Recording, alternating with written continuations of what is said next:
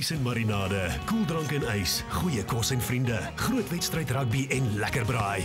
Reg Suid-Afrikaanse kombinasies soos jy en Pick n Pay. So 2 more sleeps until Christmas Day. Have you planned your Christmas lunch yet? If you have, please let us know on our Facebook page, Expresso Morning Show SABC3. If you haven't, don't worry, Chef Chart is here making, as Kia just said, a delicious fillet with brandy sauce and exotic mushrooms. Good morning. Good morning, how are you? Good, how are you? Festive cheer Happy and festive festive season. Absolutely fantastic. So, beef fillet with exotic mushrooms. That was great. I was almost waltzing down Pick n Pay's aisles yesterday, picking up all these bits and pieces. Came through a wonderful selection of Pick n Pay's finest exotic mushrooms. So that's what we've got as our base there. So exotic mushrooms, you can use the portobellinis, you can do the button mushrooms, entirely up to you. So that's going to be our base. So we're going to stuff the fillet. Lovely beef fillet, Kiran beef fillet that we've got as well. I've also got some dried porcini mushrooms, which I've just rehydrated with boiling water. So again, diversification. You can do whatever you want. So what did you do? You just put it in boiling water? Just poured boiling water over it, let it sit for 10 minutes, and then it sort of all softens up absolutely beautifully. So there's that sort of mushroom rehydrated, come back to life. And those are basic ingredients that we literally got for the actual fillet. And then I'm going to get you just now to whack up a wonderful salsa. You've got tomatoes, however you want to see it, and kumatos as well, which are the green tomatoes, are unique to Pick n Pay. They are 10 times much flavour than the normal tomatoes. And they last longer on the shelf, and they originate from Spain, and they're grown in Canada as well. God, your wealth of information as always. Anyway, before we get stuck onto that there, let's just go to the beef fillet. I'm just trimming the excess little bit of sinew that I've got left off here. Just running your knife underneath the fillet, right to the end there, and same the other side. Careful your knife, keeping it up against the sinew, so you're not piercing into the flesh itself. So, taking much larger knife, what we want to do is you actually want to butterfly. Stepping away. Step away. I won't take that just yet. What we're going to do is butterfly the actual fillet itself there. So I want you to sort of gauge a sort of a third in, and we're going to sort of cut a long length down 1/3 of your slice of fillet there, and just sort of work your way. Let the knife do the strokes. Don't sit there sort of hack. You're sort of a mushy piece of fillet at the end of the day. Remember, it's all about presentation. You'll really show your sort of cooking skills on the Christmas table. This is great on the braai on Christmas Day. This, ideally on the braai, it works exceptionally well. Same sort of procedure, either on the braai or on the frying pan, which we'll do really shortly. But not everyone braais on Christmas Day, so you can pop it in on the frying pan. You probably want something different for a change. You know, what's the South Africans? Braai again. I actually had a viewer write to me and go, Liesl, not everyone braais on Christmas Day. The men want to relax on Christmas Day too. Absolutely. So what I'm doing, I've gone down 1/3, and I'm now going back under itself there to open up as one sort of big, large, steak, I guess, and using fillet as well. So being rather extravagant, but you've got to be from time to time. So just literally what I'm doing is just keep butterflying that over, long strokes as we keep going, and just sort of peeling it open, and look how it just sort of unfolds. Again, just follow the lay of the land. It just really follows your way, and the muscle unfolds there. So that's our fillet all prepared there. Yeah. Why are you doing that? Oh, why am I doing that? Yes. Because what I'm going to do is I actually stuff it with the mushrooms. So I've got all the mushrooms which I've actually cooked off. I've had an onion, a little bit of garlic, and I've got these wonderful exotic mushrooms, a little bit of thyme as well. So I'm going to take all that, and what I'm going to do, once it's cooled, very important, it's cooled down, because obviously the mushrooms must be cooled down. Absolutely. So these were prepped a little bit earlier. I'm going to pop these these cooled mushrooms onto the actual beef fillet itself there. So let's just sort of scoop out all those gorgeous exotic mushrooms there. A bit of thyme, a bit of garlic, a little bit of seasoning, salt and pepper, always very important there as well. And literally all we're going to do is just sort of smear those mushrooms all over. So right down to the very end. So we can cut through this a little bit later. We want to see that slices as well. So mushrooms all spread over. Remember, there's a little seasoning there as well. You can always add a little bit more if you want to. I'm going to leave it at this stage and season it afterwards. And then what we need to do is fold it back on itself and start to actually roll the fillet up there. So roll it all the way up to the end there.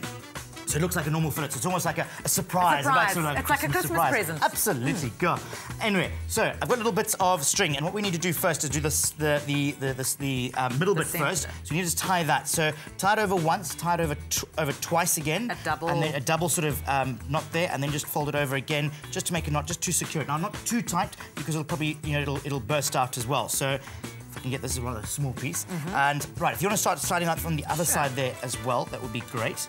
So there we go in the centre, and then we can just work in the centre off there. Now, really important with the fillet there, you want to get that even consistency. Unless you've got someone that wants it well done. You know, those people want it well done. Well, great, we can accommodate them. Leave it so the tail end finishes off. So the thick end is medium rare. This is almost sort of medium rare to well done. But I want that beautiful medium rare consistency throughout. So I just want to fold that tail piece in at the end. So fold that in, take your piece of string, slide it underneath, and then just stitch that up as well. Stitch it up. Really simple, really easy. Stitch that up there, and then you have that sort of uniformity, which is all important. So when it actually is cooking, we're going to have that even consistency throughout there. Must I put another one on? You can put another one on there if you like. While we're doing this, if you'd like the ingredients for this recipe and you want to make it, why don't you SMS 33728 and the word fillet, F-I-L-L-E-T today. Okay, so that's just be finishing off there. You're going to be dicing the tomatoes, if you don't mind, for me just now. I'm going to going to dice the tomatoes. You are going to dice the tomatoes. How extravagant, extraordinary it sort of sounds. Quite exciting. Tomatoes. Right, so what we're going to be doing is you're going to just dice those up for me, if you don't mind. Just dice up a tomato there. We've got some lovely cherry tomatoes, some yellow, and some rosa tomatoes, some avo, red onions. We're going to blend that in a bowl, a little bit of olive oil, a little bit of balsamic vinegar there. I've got the pan on, a little bit of oil in there as well. I'm going to sear off the actual fillet itself. So, I want you to come back to my brandy sauce now. Very festive. Tell me about your brandy sauce. So, what I've done, flour, butter, made a bit of a roux, added some brandy. A roux is what we call it. That's not a baby kangaroo. No, it's not a baby kangaroo at all. R-O-U-X. And we make a little bit of roux. We've added our brandy into it. We've added some beef stock as well. A bit of mustard, creme fraiche. And I'm going to finish it off. I've heated it up with a little bit of parsley. So, that's all finished in there. I'm just going to give that a bit of a... We've also got guests joining us. We've got some guests. Good morning, good morning. And Nick Vandenton. Can't get away from these smells. No, come closer. Stand next to me. Stand closer. Come really nice and close. Suzanne, you can help me with the salad. Nick, I'm putting you in charge of the pie. Another string on. You do. String it up. I'm going to get you to carve if you like. How about that? Get you to sort of carve this up. So let's move that out the way there. I'm just making a nice salsa. Turn this over here. I'll put the salt in. There, we're looking lovely. Avocado, some lovely red onion there as well. Again, whatever you like. Popping out to Pick n Pay, there's a wonderful selection. Spring onions, white onions, peppers. Could really get carried away with that there. How does that smell? All right, brilliant, up to scratch there. Fantastic. Right, I've now seared it. Well, you pretend that I've sort of seared it there. It's come out. It's all sort of done its bit there. My little Blue Peter number coming through there.